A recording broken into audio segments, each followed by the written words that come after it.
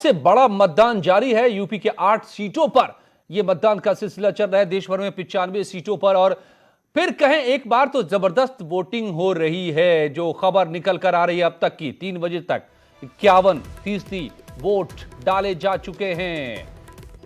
यह चुनाव आयोग ने आंकड़ा जो जारी किया है 3 बजे तक का 51% का। आपको बताएं कि मथुरा में 48% वोटिंग हुई है, आगरा में 48%, फतेहपुर सीकरी में 50% वोटिंग, अलीगढ़ में 49% वोटिंग, हाथरस में 52%, नगीना में 52%, बुलंदशहर में 52%, अमरोहा में 55% वोटिंग हुई है। शाम 6 बजे तक वोट डालने हैं, यानी कि 3 बजे तक अगर ये आंकड़ा है 50-52 का, तो उसके बाद 3 घंटे और बचे हुए हैं। और इन 3 घंटों में क्या आज 70 क्रॉस करेंगी ये सीटें? शबाब हमारे संवाददाता मेरे साथ जुड़े हैं लखनऊ से, जो लगातार जुड़े हुए हैं इलेक्शन कमीशन के कंट्रोल रूम से भी। शबाब, 3 बजे तक के आंकड़े 50 को पार कर चुके हैं अगर, तो इसका मतलब आज लगता है कि 6 बजे तक 70 छूकर बहुत जगह मतदान रहेगा। मुमकिन उम्मीद तो यही है अजय कि मतदान जो है वो बेहतर हो, ज्यादा हो, और 70% क्या, मैं तो कहता हूँ कि डिस्टिंक्शन में पास हो। ये 8 लोकसभा सीट के प्रत्याशी तो, हालांकि अभी 50.39% मतदान 3 बजे तक हुआ है।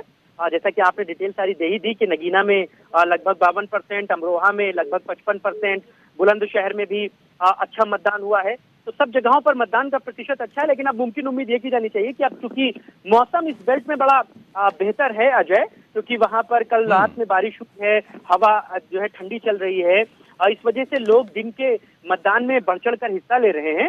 तो मुमकिन उम्मीद है कि ये मोर देन 70% जाएगा और इन इलाकों में मतदान का प्रतिशत पिछली बार के रिकॉर्ड से बेहतर रहेगा, ऐसी उम्मीद है जी। और क्या सब जगह से खबरें यहां लखनऊ पहुंच रही हैं? क्या हर जगह मतदान ठीक ठाक तरीके से चल रहा है? दिन भर के मतदान में कुछ छुटपुट ईवीएम खराब होने की शिकायतें ज्यादा मिली थी। उसके पीछे अधिकारियों ने वजह जो है वो ये बताई कि कल रात में जो है वो मतदान बहुत तेज आया था और इस वजह से इलेक्ट्रिसिटी की बड़ी प्रॉब्लम हुई। जो आउटर में पोलिंग बूथ बनाए गए थे वहां पर रोशनी की समस्याएं रही, इसी वजह से कई बार ईवीएम का सर्वर भी फेल हुआ। लेकिन जल्द से जल्द इन चीजों को दुरुस्त किया गया। शुरुआत के 2 घंटे का मतदान थोड़ा स्लो चला था, लेकिन उसके बाद सारी चीजों को बेहतर कर लिया गया। इसके अलावा बुलंदशहर में भारतीय जनता पार्टी के जो कैंडिडेट हैं वो आज बूथ में चले गए थे, जिसके बाद ये मामला सुर्खियों में रहा। भारत निर्वाचन आयोग ने इसका संज्ञान लिया है। जिलाधिकारी से इस बाबत जो है वो रिपोर्ट तलब की गई है। अगले 2 घंटे में जो बुलंदशहर के जिलाधिकारी हैं वो पूरी रिपोर्ट जो है वो भारत निर्वाचन आयोग को सौंपेंगे और उसके बाद इलेक्शन कमीशन तय करेगा कि जो है इस पर क्या कार्रवाई बनती है, क्या कुछ उस पर हो सकता है। दूसरी खबर अमरोहा से थी, जहां पर छुटपुट मारपीट की खबरें आई थी।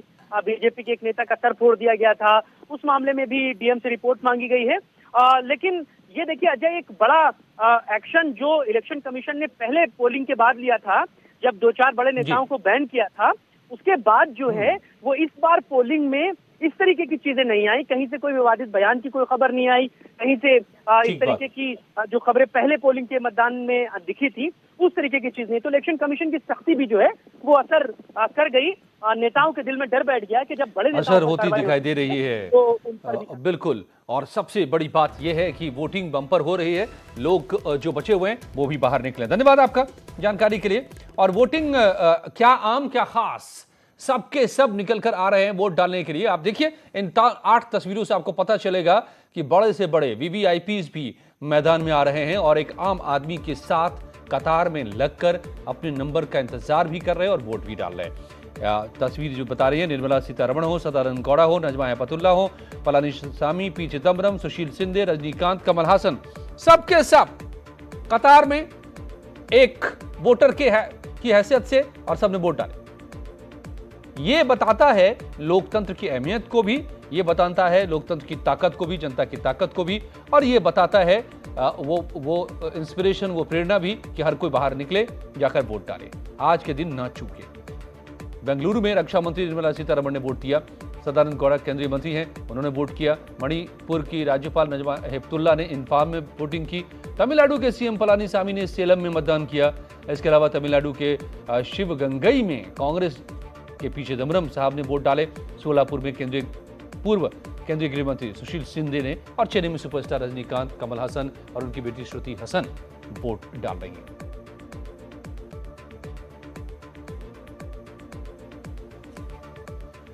तो आज उत्तर प्रदेश की जिन सीटों पर वोट डाले जा रहे हैं उसमें से एक बेहद खास है फतेहपुर सीकरी, क्योंकि यहां पर मुकाबला दिलचस्प है।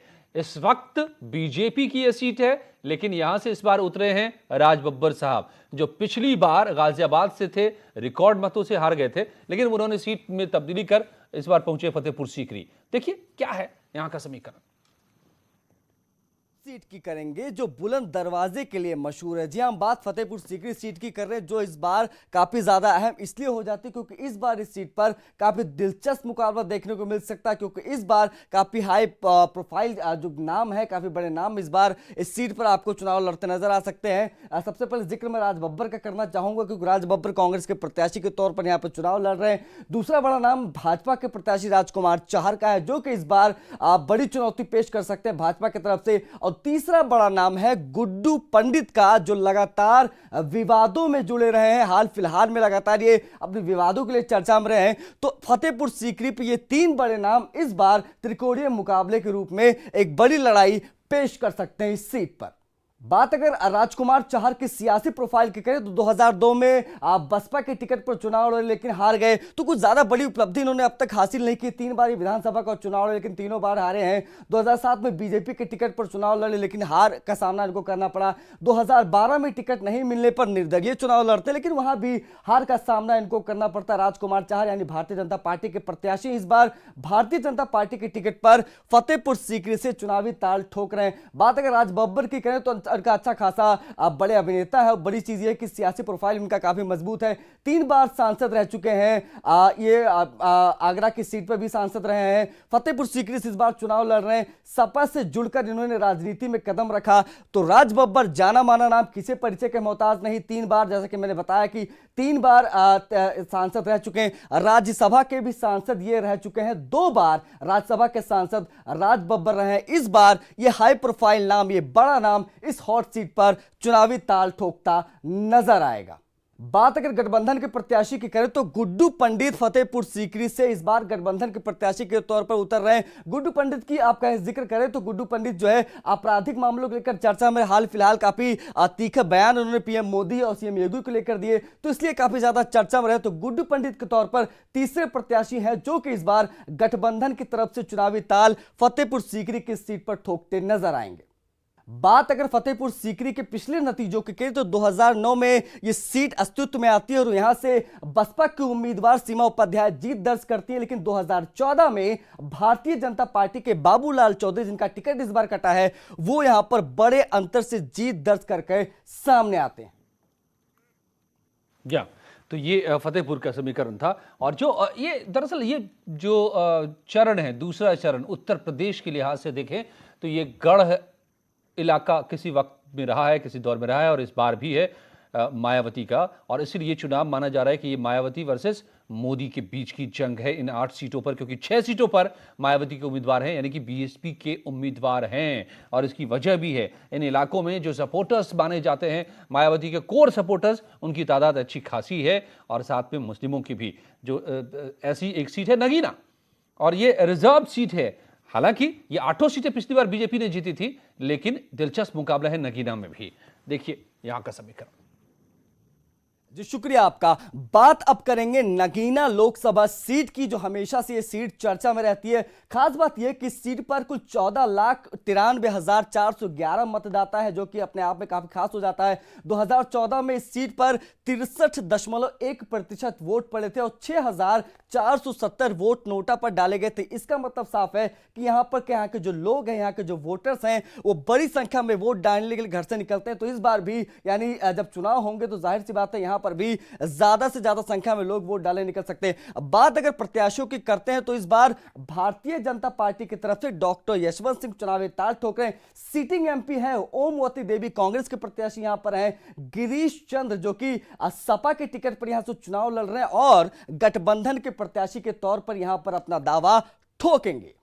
बात अगर डॉक्टर यशवंत सिंह के सियासी प्रोफाइल की करते हैं तो साल 2002 में राजनीति में ये कदम रखते हैं। शुरुआत से भारतीय जनता पार्टी से जुड़े हैं डॉक्टर यशवंत सिंह। 2014 में उन्होंने बड़े अंतर से जीत दर्ज की। बीजेपी के टिकट पर 2002 में चुनाव जीतकर ये एमएलए बने। जैसा कि हमने बताया शुरुआत से ही भारतीय जनता पार्टी के साथ ही जुड़े रहे। साल 2007 में लेकिन भारतीय जनता पार्टी से अलग होते हैं और बीएसपी में शामिल होते हैं। डॉक्टर यशवंत सिंह के सियासी प्रोफाइल का जिक्र हम कर रहे हैं और बीएसपी के टिकट पर जानसठ से ये विधायक चुनकर आते हैं, वहां से ये एमएलए बनते हैं। उसके बाद मायावती सरकार में ये राज्य मंत्री भी बनते हैं। तो आप कह सकते हैं कि घर वापसी इनकी हुई है। इस बार भारतीय जनता पार्टी के टिकट पर दोबारा भारतीय जनता पार्टी ने पर भरोसा जताया है। साल 2013 में बीएसपी छोड़कर ये बीजेपी में शामिल हुआ। 2014 में इनको टिकट मिला और जीत दर्ज की। बात अगर ओमवती देवी की करते हैं तो 1985 में कांग्रेस के टिकट पर सोया सी एमएलए बनती है डॉक्टर ओमवती देवी। इस बार इनको कांग्रेस ने नगीना की लोकसभा सीट से अपना प्रत्याशी घोषित किया। 1997 में नगीना से सांसद चुनी गई हैं।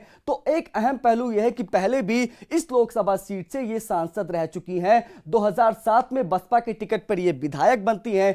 तो ओमवती देवी राजनीति में जाना माना नाम, इनके प्रोफाइल को देखकर आप कह सकते हैं। 2012 में चुनाव हारने के बाद ये भारतीय जनता पार्टी में भी शामिल हो गई थी। तो इस बार ये कांग्रेस के टिकट पर चुनाव लड़ती नजर आई। 2017 में बीजेपी की टिकट पर लड़ी थी लेकिन वो हार गई थी। इस बार कांग्रेस ने इनको यहां पर टिकट दिया है जो कि गठबंधन और भारतीय जनता पार्टी के उम्मीदवार से सीधे दो हाथ करती नजर आएंगी। अब बात गठबंधन के प्रत्याशी गिरीश चंद्र की करते हैं तो गिरीश चंद्र मुरादाबाद के रहने वाले हैं। बेसिकली ये मुरादाबाद के रहने वाले हैं और नगीना लोकसभा सीट से इस बार ये गठबंधन के प्रत्याशी जिनको सीधे तौर पर आरएलडी भारतीय और बहुजन समाजवादी पार्टी सपोर्ट कर रही है। साल 1991 में छात्र राजनीति में आए, यानी लंबा अरसा, करीबन 28 साल का वक्त हो गया इनको राजनीति में आए हुए। साल 2002 में बसपा के मुरादाबाद से चुनाव जीत कर आए। साल 2007 में विधायक का चुनाव जीते और बड़ा नाम है गिरीश चंद्र क्योंकि इनका जो राजनीतिक इतिहास रहा है करीबन 28-30 साल पुराना रहा है। लगातार राजनीति में सक्रिय रहे हैं।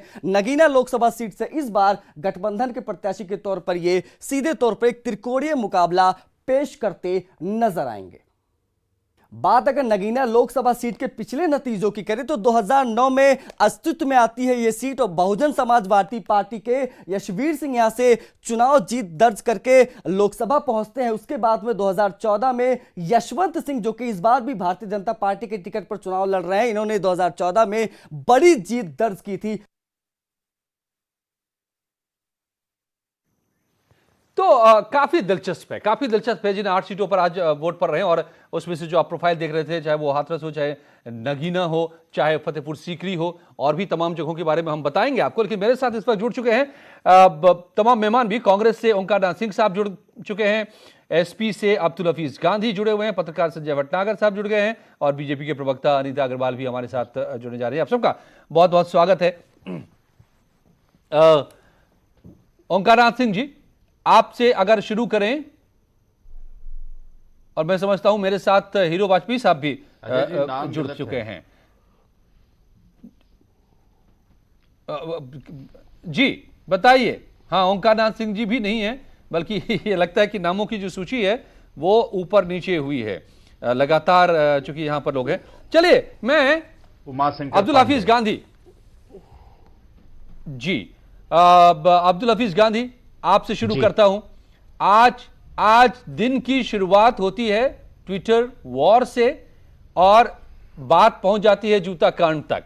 बहुत सारी बातें हैं इस बीच में, मैं उन सब पर नहीं जाऊंगा, बहुत सारी बातें हो रही हैं। लेकिन जो मैं देख रहा हूं यहां पर, अभी समीकरण हम दिखा रहे थे, उन समीकरणों के रास्ते अगर समझने की कोशिश करें तो क्या आप लोगों के लिए उम्मीदें हैं यहां आज इन 8 सीटों पर? देखिए, हम समीकरण पर नहीं जाते हैं, हम मुद्दों पर जाते हैं। और इसलिए हमने जो है इस उठाए हैं, क्योंकि एक तरफ से भावनात्मक मुद्दे उठ रहे हैं, हमने रोजी रोटी, रोजगार, नौकरी के जो है कहीं ना कहीं मुद्दे उठाए हैं, सड़क, बिजली, पानी के मुद्दे उठाए हैं, और हम मानते हैं कि ये जनता से जुड़े हुए कहीं ना कहीं मुद्दे हैं। और इसीलिए आप ये देखिए, चाहे वो गन्ना किसानों का मसला हो, चाहे वो किसानों के ऋण का मसला रहा हो, लॉ एंड ऑर्डर की व्यवस्था रही हो, पीने के पानी की व्यवस्था हो, या जिन 8 सीटों पर चुनाव हो रहा है वहां चमड़ा उद्योग हो, ताला उद्योग हो, या इसी तरह से आप ये देखिए कि यमुना की सफाई का मसला हो, जो खुर्जा के अंदर पॉटरी का जो बहुत बड़ा उद्योग है। तो भारतीय जनता पार्टी की सरकार ने पिछले 5 सालों के अंदर, मैं समझता हूं कि केंद्र के लेवल पर कोई की गई है, और नोटबंदी के माध्यम से ये सारे के सारे व्यापार कहीं ना कहीं चौपट हुए हैं। जैसा कि रिपोर्ट आ रही है, पिछले 2 साल के अंदर 50 लाख नौकरियां इस देश के अंदर गई हैं, और यह अंदाजा लगाया जा रहा है कि ये गलत कदमों की वजह से 2025 तक 7.5 करोड़ नौकरियां जो है भारतवर्ष में, भारतीय जनता पार्टी का जो ये दिया हुआ है, जो ये एक तरह से अन्याय दिया हुआ है, एक तरह से कहीं ना कहीं जो है धरातल से कटकर ये मन की बात करते हैं और उद्योगपतियों से धन की बात करते हैं। तो हमने रियल इश्यूज उठाए हैं, रोजगार से जुड़े हुए, क्योंकि आज ये अच्छे दिन का पीछे भी नोटबंदी ही वजह उभर कर सामने आ रही है। ओंकार नाथ सिंह जी, आपके पास पहुंचता हूं मैं, कह रहे हो उसकी वजह नोटबंदी आ रही है सामने।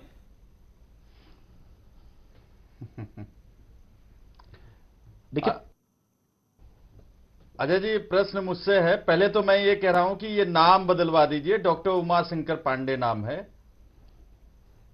सॉरी, माफ कीजिएगा, उमाशंकर पांडे जी। मेरी आवाज आ रही है आपको? जी जी जी, नहीं ठीक है। हाँ, कोई बात नहीं। देखिए, देखिए नोटबंदी का अपना एक इशू पूरे देश में निश्चित रूप से है। जिस तरीके से नोटबंदी में भ्रष्टाचार हुआ, और वो मुझे लगता है बड़ा भ्रष्टाचार नोटबंदी रहा है, उसकी तह में आज हम नहीं जाएंगे। लेकिन बात 8 लोकसभा क्षेत्रों की जहां पे चुनाव हो रहे हैं, इस आज जो जूता कांड हुआ है वो नोटबंदी का बदला लिया गया है। नोटबंदी में नुकसान हो गया इनका, अब ये कहानी पूरी सामने आई है। नहीं, मैं उसके बाद आईटी का छापा भी पड़ गया। देखिए, मैं उस पे बात नहीं करना चाह रहा हूं। देखिए, बिल्कुल मैं बात करना चाह रहा हूं उन 8 लोकसभा सीटों पर जहां आज वोट पड़ रहे हैं। देखिए, ये एक तरीके से खेती किसानी का एरिया है, और निश्चित रूप से कुछ छोटे मझोले इंडस्ट्रीज का भी एरिया है। ऐसी नोटबंदी और गलत तरीके से जीएसटी भारतीय जनता पार्टी ने लागू किया, उसके कारण जो छोटे मझोले व्यापारी थे उनकी कमर टूट गई। अलीगढ़ की अगर बात करें, या हाथरस की बात करें, अमरोहा की बात करें, ये छोटे लोगों के लिए, जैसे अलीगढ़ का ताला जो फेमस रहा है, लेकिन ब्लैक मार्केट से उनकी भी कमर टूटी, ये कहानी ये भी बता रही है। चलिए हीरो वाजपेयी जी, जवाब दीजिए आप। तो आपके लिए फिर क्या उम्मीद है हीरो वाजपेयी जी? आपने कमर तोड़ने का काम किया क्या? नहीं, नोटबंदी पर देखिए जी,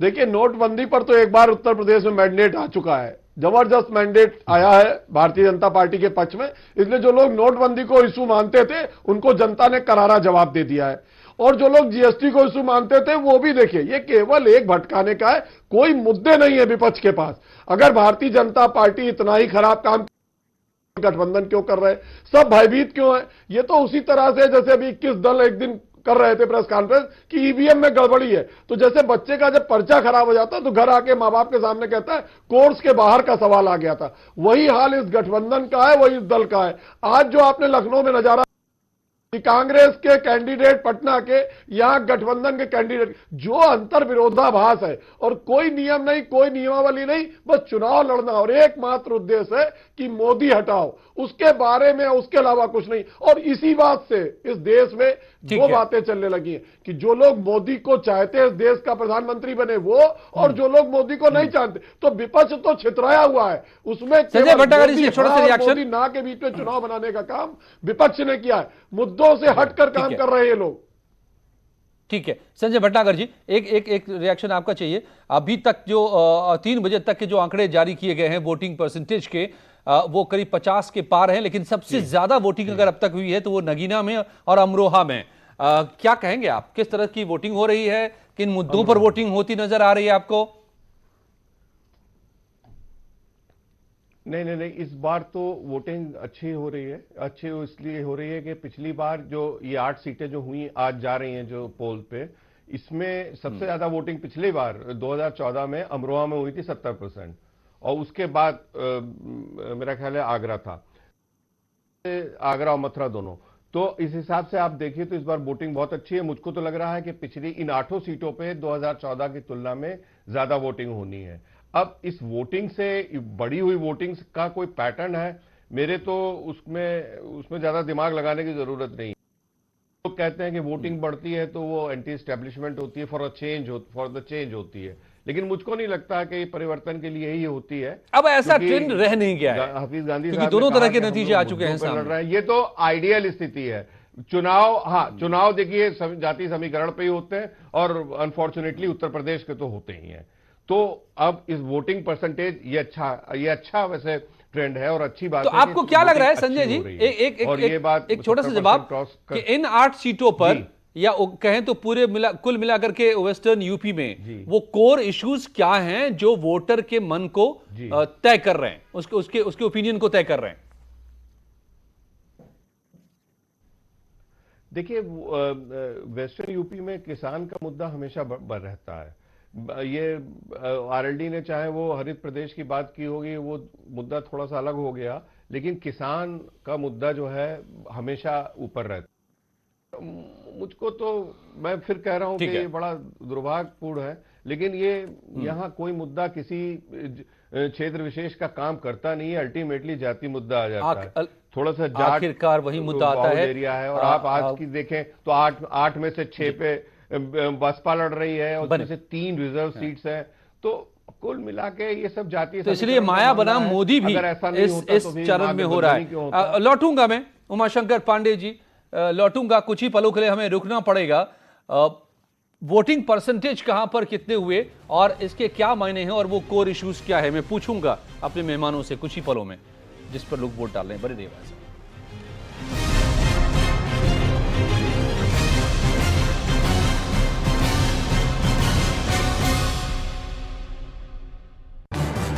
इस न्यूज हेडलाइंस के प्रायोजक IMS engineering college Ghaziabad, proud to be an IMAsian।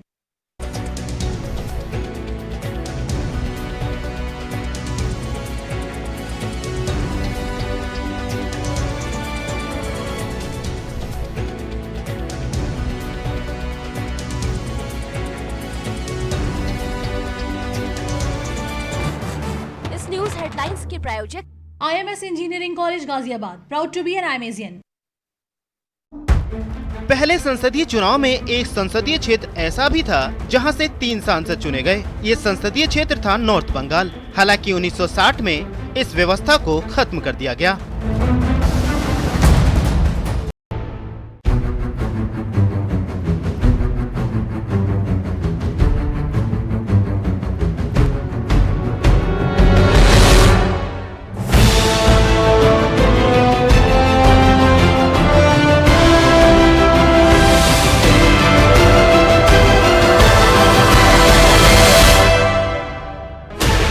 $16 channels, 15 languages, 26 states, 1,200 plus reporters, 67 plus crore viewers. India's largest news network, News 18 Network.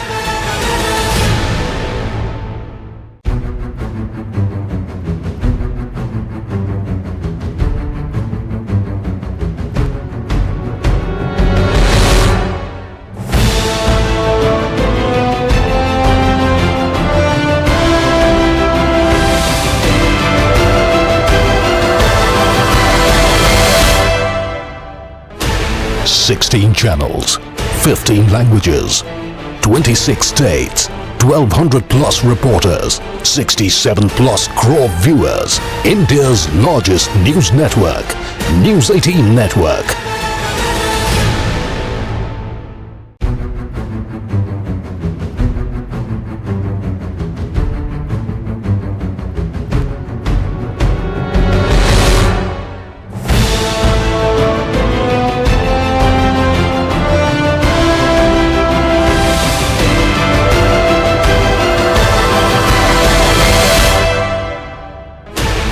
$16 channels, 15 languages, 26 states, 1200 plus reporters, 67 plus crore viewers. India's largest news network, News 18 Network.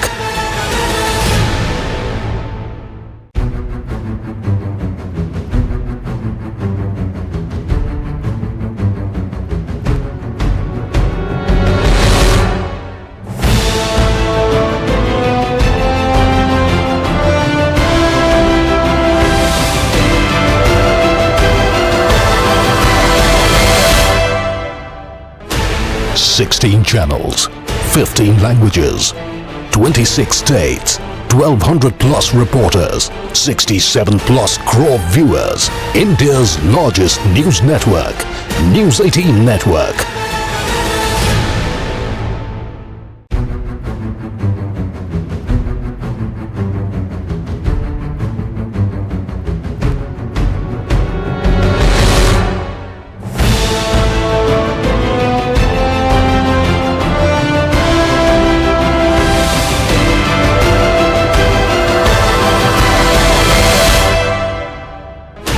Sixteen channels, 15 languages, 26 states, 1200 plus reporters, 67 plus crore viewers. India's largest news network, News 18 Network.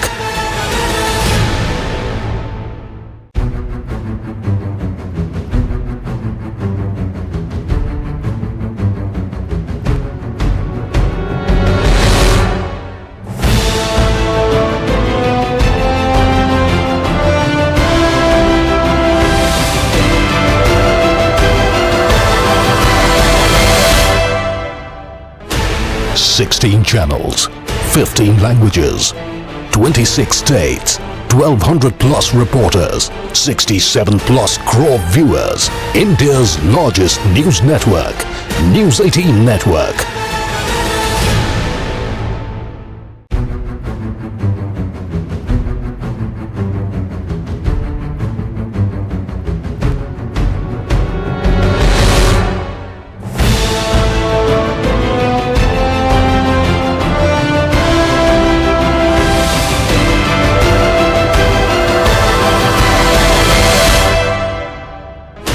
Sixteen channels, 15 languages, 26 states, 1200 plus reporters, 67 plus crore viewers. India's largest news network, News 18 Network.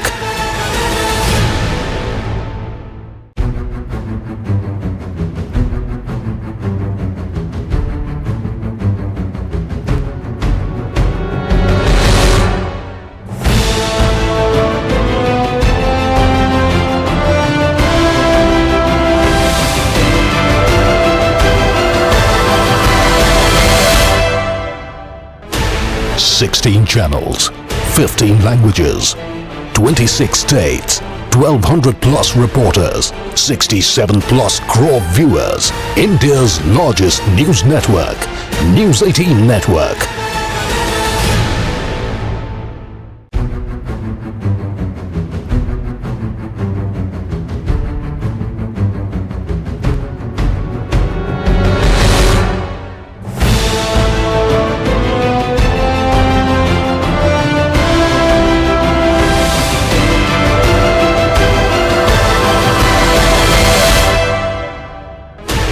Sixteen channels, 15 languages, 26 states, 1200 plus reporters, 67 plus crore viewers. India's largest news network, News 18 Network.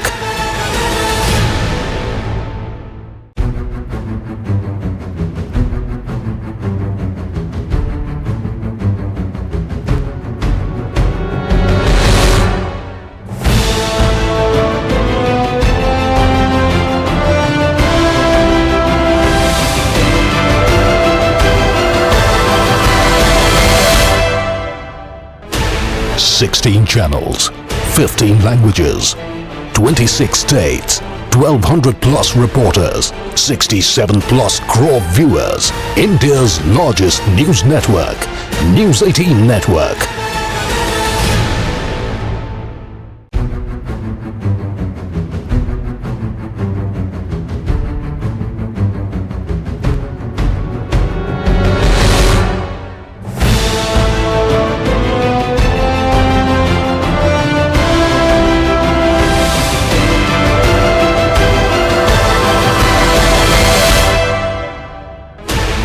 16 channels, 15 languages, 26 states, 1200 plus reporters, 67 plus crore viewers. India's largest news network, News 18 Network.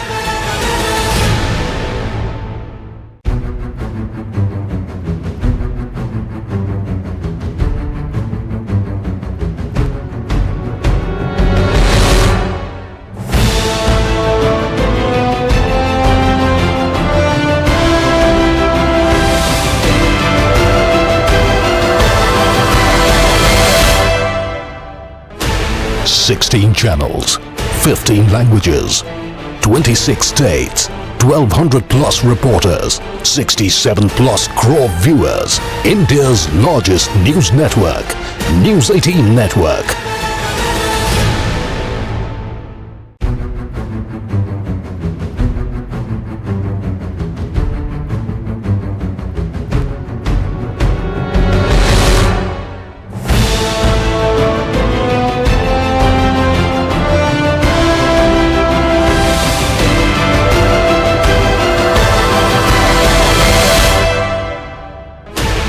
Sixteen channels, 15 languages, 26 states, 1200 plus.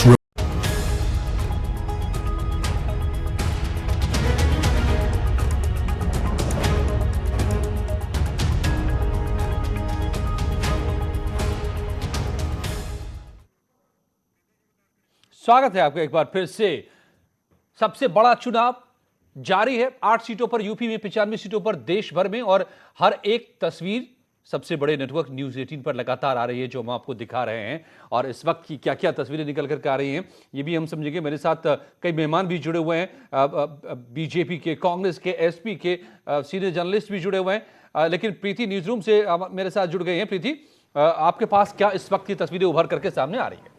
बिल्कुल अजय, यहाँ पर दो बड़ी खबरें हैं। पहली बड़ी खबर फतेहपुर सीकरी से है, जहाँ के मंगोली कला गांव में एक भी वोट नहीं पड़ा है बूथ में, जहां पर तमाम तरह के अभियान चलाए जा रहे हैं, पोलिंग का परसेंटेज बढ़ाने के लिए कोशिशें हो रही है। लेकिन यहां के लोग नाराज हैं कि जो मूलभूत सुविधाएं थी, चाहे सड़क की हो, पानी की हो, वो अब तक पूरी नहीं हो पाई। तो भला फिर लोकतंत्र का पर्व उनके किस काम का। तो ऐसे में यहाँ पूरे गाँव ने ही मतदान का बहिष्कार कर दिया है और इस पोलिंग बूथ पर अब तक एक भी वोट नहीं पड़ा है। और एक और खास बात आपको बता दें कि राजस्थान की सीमा पर एक गांव लगता है, मंगोली कला गांव है, जहां लगातार कोशिशें हुई पहले लोगों को मनाने की, लेकिन लोगों का कहना है कि हर बार चुनाव का यही हाल है। वो आज भी पानी के लिए तरस रहे हैं, अच्छी सड़क के लिए तरस रहे हैं, बिजली के लिए तरस रहे हैं। तो ऐसे में लोकतंत्र का ये पर्व उनके लिए कोई मायने नहीं रखता है और सिरे से पूरे गांव ने यहां पर मतदान का बहिष्कार कर दिया है। हमारे संवाददाता आरिफ खान इस वक्त हमारे साथ जुड़े हैं। तो आरिफ, जरा जानना चाहेंगे, तमाम अभियान चलाए गए मतदान का प्रतिशत बढ़ाने के लिए, ऐसे में गांव वालों की बेरुखी कितनी जायज है यहाँ पर?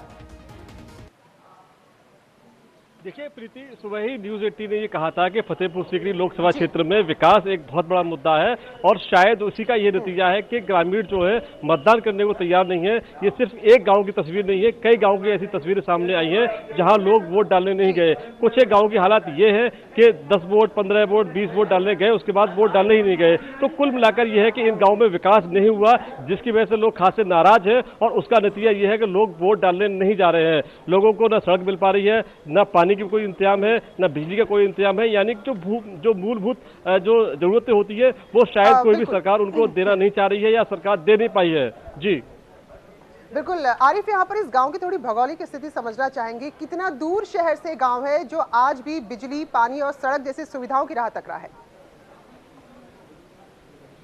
देखिए प्रीति, ये फतेहपुर सीकरी से तकरीबन 10 किलोमीटर दूर गांव है और बिल्कुल राजस्थान के बॉर्डर पर ये गांव है। और आप ये जान लीजिए कि अगर 10 किलोमीटर का रास्ता सफर करने में हमें तकरीबन 45 मिनट से लेकर 50 मिनट लगी। तो आप अंदाजा लगा लीजिए कि सिर्फ 10 किलोमीटर का सफर हम 45 मिनट में तय कर पाए तो कितना बुरा हाल होगा, जाना मुश्किल होगा। आप सोचिए कि अगर कोई बीमार हो जाता है और उसको अस्पताल ले जाना है तो क्या हालत होती होगी। और खास बात यह है कि जब रात के वक्त सड़क टूटी हुई सड़कें हैं, पूरा जंगल है, जाने में काफी दिक्कत है। तो आप सोच सकती हैं कितनी सारी बड़ी समस्या है। तो लोगों का गुस्सा जो दिख रहा है वो शायद मेरे ख्याल से तकरीबन बिल्कुल ठीक दिख रहा है। जी प्रीति, चलिए, बहुत बहुत शुक्रिया आरिफ आपका इस खबर पर जानकारी देने के लिए।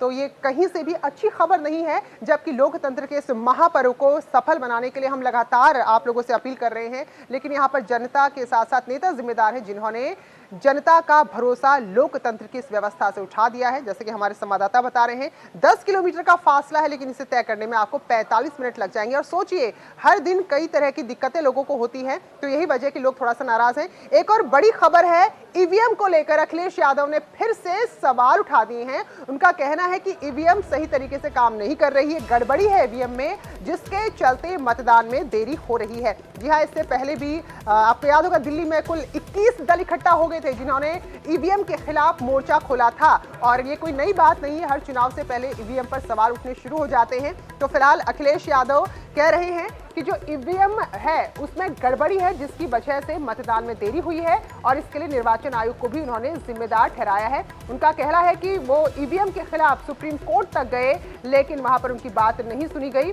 और साथ में भरोसा जता रहे हैं आजमगढ़ की जनता पर कि भले ही कोई कितनी भी ताकत लगा ले, लेकिन आजमगढ़ की जनता उनका साथ जरूर देगी। तो यहां से अपना पर्चा दाखिल करने पहुंचे थे आज अखिलेश यादव। तो ये दो बड़ी खबर थी इस वक्त की। वापस चलेंगे अजय के पास। अजय, धन्यवाद प्रीति आपका, और काफी अहम जानकारी जो अभी आपने दी है। दोनों ही अहम बात है। क्या जो गांव के लोग वोट नहीं डाल रहे हैं वो नाराज है, लेकिन वो मुद्दा है क्या पूरे चुनाव में, और ईवीएम से फिर से क्यों डर रहे हैं अखिलेश यादव। पिछले चरण में मायावती जी ने ये बात कही थी, अब अखिलेश साहब कह रहे हैं ये बात। अब्दुल हफीज गांधी, ये कोई इशारा है क्या? देखिए अजय जी, डर नहीं रहे हैं, नहीं डर नहीं रहे, इशारा नहीं है। मॉडर्न डेमोक्रेसीज जहां पर ईवीएम इस्तेमाल होती थी, आज वो बैलेट पेपर पे आ गए हैं। कोई भी टेक्नोलॉजी टेम्पर प्रूफ नहीं है। हम हारे या जीते, हमारा सवाल रहेगा, ये हमारी इन प्रिंसिपल पोजीशन है। आप देखिए गोरखपुर में 9 राउंड तक की काउंटिंग डीएम साहब ने बाहर नहीं आने दी थी, और जब मीडिया ने हंगामा किया तब जाके जो है उन्होंने रिजल्ट अनाउंस किए। तो ईवीएम से हर चीज की गुंजाइश है। तो वो ईवीएम की खराबी तो नहीं थी ना, वो टेम्परिंग की जा सकती है। हमारा सवाल इन प्रिंसिपल है। भाई एक बात बताइए अब्दुल हफीज गांधी, एक बात बताइए, कई बार जब बच्चे खेल रहे होते हैं, नहीं गांधी जी, कई बार जब बच्चे खेल रहे होते हैं तो रूल को लेकर के आपस में उलझ जाते हैं कि नहीं नहीं नहीं नहीं नहीं ये नहीं चलेगा, ये रूल नहीं है, रूल ये है। और लेकिन बड़े अगर कोई आके समझा देते हैं कि नहीं जो भी रूल आप मान ले दोनों में से सबके लिए मौका बराबर है, वो तो उससे कोई फर्क नहीं पड़ता। अगर ईवीएम खराब है, ये ईवीएम विश्वसनीय नहीं है, तो वो सबके लिए है ना। सबसे ज्यादा परेशान आप लोग क्यों लगते हैं? आज देखिए, आज रिप्रेजेंटेशन ऑफ पीपल्स एक्ट के तहत ईवीएम सर्वमान्य है, तो जो भी व्यवस्था है गलत सही वो हमें मान्य होगी कि कानून ये है।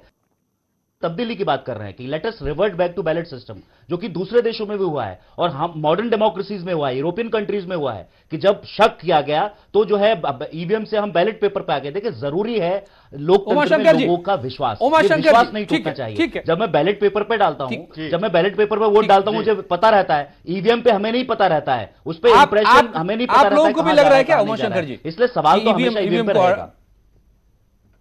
आप लोगों को भी लग रहा है क्या ईवीएम में खराबी है? देखिए अजय जी, निश्चित रूप से लोकतंत्र में जनता का भरोसा बना रहे, ये सबसे महत्वपूर्ण बात है। और उसके लिए अगर विपक्ष के लोग किसी बात की डिमांड लंबे समय से कर रहे हैं तो निश्चित रूप से उस पर सकारात्मक रूप से कांग्रेस भी डिमांड कर रही है क्या?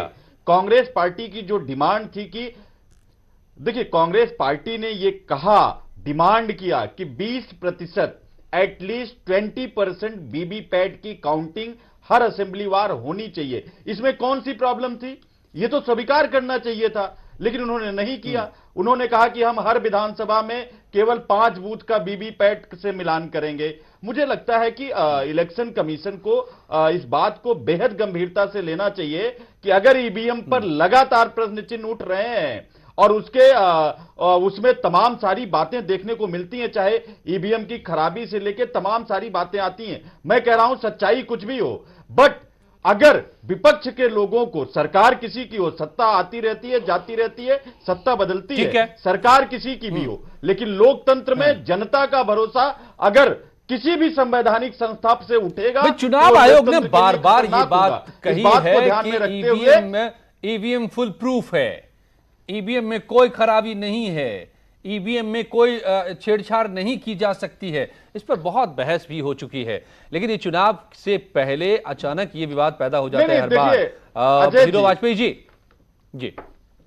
ठीक है, लौटूंगा। हीरो वाजपेयी जी अजय जी, मैं इस पे कहना चाह रहा हूं, देखिए अपनी शर्तों के साथ इलेक्शन कमीशन ने हमेशा ये बातें कही हैं। अगर जैसे मैं देखिए उस डिबेट में बहुत नहीं जाना चाहता, लेकिन मदरबोर्ड को आप छुएंगे, अपनी शर्तें लगा देना कि मदरबोर्ड आप छुएंगे नहीं, ये सारी चीजें जो अभी कह रहे थे बिल्कुल सही बात कह रहे थे कि देखिए जो टेक्नोलॉजी है उसमें टेम्परिंग बड़ी आसानी से की जा सकती है। मशीनें इंसानों से चलती हैं, इंसान मशीनों से नहीं। आज जो परिस्थितियां हैं, अगर अरे उमाशंकर जी, आपने भी बचपन में देखा होगा जब बैलेट पेपर से वोट डाले जाते थे तो जाकर के कैसे छपाई होती थी जी, दनादन दनादन दनादन दनादन एक फोल्ड करके डाल जाए तो बाहर बैठे हुए हैं, पैरामिलिट्री फोर्स तक लगने लगे हैं बूथ पर। आज गारंटी किसमें है? जागरूकता बढ़ी है। पहले बूथ ये मॉडर्न बूथ कैप्चरिंग है, ये मॉडर्न बूथ कैप्चरिंग है। पूरी ईवीएम ही आप गायब कर देते हैं। हीरो वाजपेयी जी, तो भाई आप लोग क्या विश्वास का है, आप और लोग जब आप बूथ कैप्चरिंग कांग्रेस को भी अब लग रहा है तो मशीन खराब रहती है। एसपी को आम आदमी पार्टी को जाते तो मशीन सही हो जाती लग रहा है,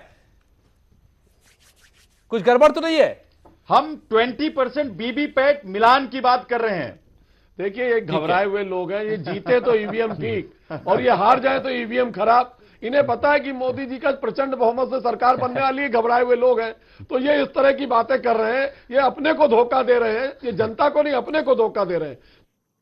मैदान में आना चाहिए। आप ट्विटर से चला रहे हो पार्टी, आप एक ऐसी दो पार्टियों का गठबंधन कर रहे हो जो बेमेल बेचरित्र अवसरवादी है, अपनी पार्टी और प्रॉपर्टी को बचाने वाला गठबंधन। कांग्रेस 30 साल से उत्तर प्रदेश में जमीन में है नहीं, हारना निश्चित है, इसलिए ईवीएम पे आरोप लगाने अभी से शुरू कर दिए। 2009 में अडवाणी जी ने लगाया था, तो विपक्ष में रहेंगे तो ईवीएम खराब और सत्ता में आ जाएंगे तो ईवीएम सही। यही मेरा फॉर्मूला है भाई। अभी कौन सा फॉर्मूला है? जीवीएन नरसिम्हन ने पूरी किताब लिखी है, जीते तो पूरी किताब भाजपा ने लिखी हार है, गए तो खराब और है। आज जो है ईवीएम पर जो है सब चीजें सही हो गई। तो जब विपक्ष में रहेंगे तो ईवीएम खराब है। देखिए आडवाणी जी ने सवाल उठाया, कांग्रेस सवाल उठा रही है, सापा सवाल उठा रही है, तो जब सारी पॉलिटिकल पार्टी सवाल उठा रही है तो उस व्यवस्था में बदलाव करने में क्या क्या मुश्किल क्या है? चुनाव आयोग के पास है, इसमें चुनाव आयोग नहीं, कानून हम सबको बनाना है मिलकर। चुनाव आयोग को नहीं, जो चुनाव आयोग जो कानून संसद बना देगी, चुनाव आयोग को मानना पड़ेगा। आयोग में जाइए। चुनाव आयोग क्यों? चुनाव आयोग कानून नहीं बनाते, कानून संसद बनाती है। मोदी जी शुरुआत करें।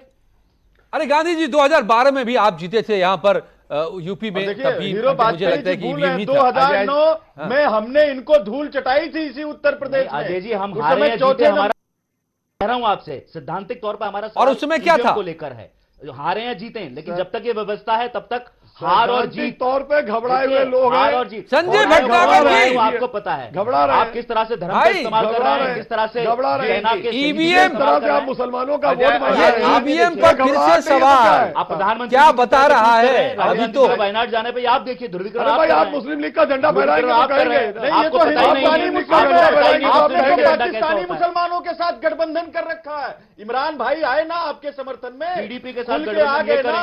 पीडीपी से लेके नागालैंड से लेके आसाम में जितने देशद्रोही संगठन हैं सबके साथ आपने सरकार बनाई, और आप जो है राष्ट्रवाद की बात करते हैं, अंग्रेजों के साथ आपने निभाया। आप कांग्रेस को राष्ट्रवाद सिखाएंगे? हमारा शहादत और बलिदान का इतिहास है, आपने नाखून तक नहीं कटवाए, अंग्रेजों के साथ मिलकर आपने मुखबिरी की, आप हमको राष्ट्रवाद सिखाएंगे?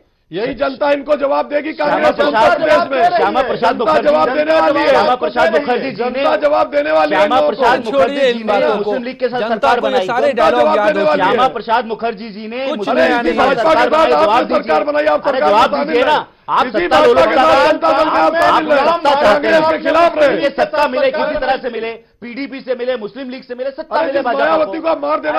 ईवीएम से आप चले गए मुस्लिमों पर। आप सही कर दिया बिहार। संजय भट्टागर जी, ने खराब बताया, संजय भट्टागर जी सत्ता सुन लीजिए, संजय भट्टागर जी से देखिए मतदाता उंगली दिखा रहा है आज जो अभी।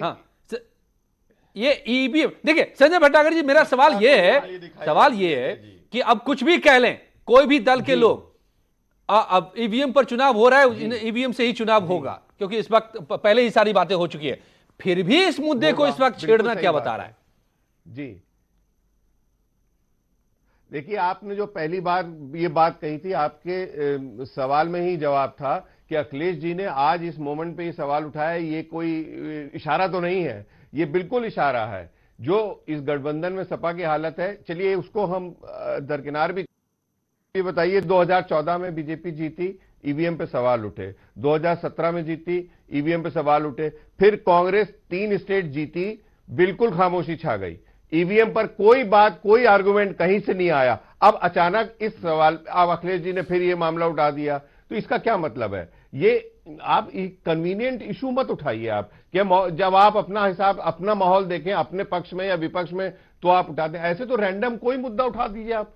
क्या आपको किसी संस्था पर आपको विश्वास तो करना ही पड़ेगा। आप अपने प्रधानमंत्री पे विश्वास नहीं करेंगे, आप अपने चुनाव आयोग पे विश्वास नहीं करेंगे, कुछ तो करना ही पड़ेगा ना, कहीं तो कुछ करना पड़ेगा ना आपको। 3 सीटें आप एक कर लिया ईवीएम है, और आजकल बहुत ट्रांसपेरेंसी है, आसान नहीं है हर चीज हैक कर देना। आप तो हार्डवेयर हैक नहीं किया जा सकता। 125 करोड़ की डेमोक्रेसी को आप हैक अजय जी, अमेरिका के अंदर आज भी बैलेट पेपर से प्रेसिडेंशियल इलेक्शन होता है। जी जी बिल्कुल, आज भी अमेरिका के अंदर बैलेट पेपर से प्रेसिडेंशियल इलेक्शन होता है। बहुत सारी मॉडर्न डेमोक्रेसीज में वो ईवीएम से रिवर्ट बैक करके बैलेट पेपर पे आए हैं। सवाल विश्वास का है। हफीज जी, बिल्कुल हो जाए, लेकिन उसका एक सेट पैटर्न होगा। इंडिया बहुत बड़ी डेमोक्रेसी है। आपने ये कहा, अगर इलेक्शन कमीशन माननीय सुप्रीम कोर्ट 6 पर फटकार के बाद कार्यवाही करती है, जैसा कि योगी जी और इन पर प्रतिबंध लगे कमीशन ने किए या माननीय सुप्रीम कोर्ट के फटकार के बाद लगे, इलेक्शन कमीशन ने क्यों नहीं संज्ञान लिया? कांग्रेस की बात होती है तो स्वतः 5 साल में अगर आप सभी दल मिलकर के इस मुद्दे पर बात करते, संसद में कुछ तय करते और उस हिसाब से कानून बदल डालते, भाई प्रश्न चिन्ह उठने लाजमी है। नहीं, उमाशंकर जी, अब्दुल हाफिज गांधी, मैं नहीं समझ पा रहा हूं, पिछले 5 सालों में ओवरनाइट नहीं होता है, ये व्यवस्था करवा सकते थे अगर ये मुद्दा कायम है तो। बैलेट आ गया, लेकिन चुनाव में आप बताना, ये बता रहा है कि आपको कोई डर तो नहीं है, ये है बड़ा सवाल। बात को समझिए। देखिए, कांग्रेस पार्टी ने 20% वीवीपैट के मिलान की बात की थी, इसमें ना नमक लगना था, ना फिटकरी और रंग भी चौंका था। लोगों का भरोसा लोकतंत्र पे और मजबूत, लेकिन इसमें इलेक्शन कमीशन को क्या प्रॉब्लम थी? जहां आप 5 बूथ का कर रहे थे, आप 20% कर देते। हमारा भी भरोसा, लोकतंत्र का सबका भरोसा, कोई उंगली नहीं उठती, कोई बात नहीं उठती, लेकिन ये ना माना जाना, ये तो और सुप्रीम कोर्ट की फटकार और हस्तक्षेप तो समय हो चुका है, नहीं है मेरे पास समय में। खाली इतना बता दीजिए आप कि एमपी, छत्तीसगढ़, राजस्थान, पंजाब, यहां भी ईवीएम की गड़बड़ी की वजह से आपकी जीत हुई क्या? सीबीआई से उमाशंकर से लेके ईडी से लेके इलेक्शन कमीशन तक वहां भी मिलान नहीं हुआ था। का 5 साल में माहौल बना है, वो निश्चित। अरे भाई, आप इसका जवाब नहीं दे रहे, आप स्किप कर जा रहे सवाल। प्रश्न चिन्ह लगता है, अब आपको सवाल ही नहीं सुनाई दे रहा। लड़ाई पूरे देश ने देखा, एमपी, छत्तीसगढ़, राजस्थान, पंजाब में नतीजे सामने आए और 3 सीटों पर अब्दुल हाफिज गांधी जो उपचुनाव आप जीते, प्रकाश डालेंगे ये बातें हुई है कि नहीं हुई है? जिसने संजीवनी का काम किया, क्या वहां भी ईवीएम की गड़बड़ी हुई थी क्या? तो प्रश्न चिन्ह उठेंगे। अजय जी, कोई अब आप सवाल नहीं सुन रहे, जवाब नहीं दे रहे। 3 उपचुनाव आप जीते, 2002 एसपी, समाजवादी पार्टी, जो चीफ इलेक्शन कमिश्नर थे, उन पर वो भी क्या और कहा था इलेक्शन कमीशन है। तो सवाल हर वक्त उठते हैं, उठते रहेंगे। छोड़ दीजिए इस मुद्दे को, छोड़ दीजिए। उल्टा संदेश जा रहा है। नहीं, आपको मैं खुल के बताता हूं, अब्दुल हाफिज गांधी, उमाशंकर जी, उल्टा संदेश जा रहा है। अब अगर आप ईवीएम का मुद्दा इस वक्त उठा रहे हैं तो लग रहा है कि आप एक बहाना ढूंढ रहे हैं, हार की एक सफाई ढूंढ रहे हैं। कहीं ये तो नहीं है इस वक्त उठाना। धन्यवाद, बने रहिए। मुझे नहीं मालूम आप लोगों को बने रहना है, जाना है, तो मेरे साथ जुड़े रहने के लिए इस वक्त धन्यवाद। लेकिन यहां पर इस चुनाव की हर एक खबर, हर एक तस्वीर लगातार जारी है। बने रहिए हमारे साथ।